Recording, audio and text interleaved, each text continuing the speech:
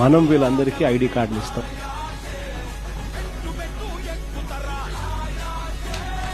ఈ ఐడి కార్డులు ఇచ్చే కార్యక్రమం సంక్రాంతికి ఇవ్వాలని తాపత్రయం. ఎప్పుడైతే నేను చెప్తా ఉన్నాను, ఎప్పుడైతే ఈ ఐడి కార్డు వాళ్ళ మెడలో ఉంటుందో, వాళ్ళ జోబీలోకి వస్తుందో ఈ కార్డు, దాని అర్థం వాళ్ళ డేటా నా దగ్గర ఉన్నట్టు.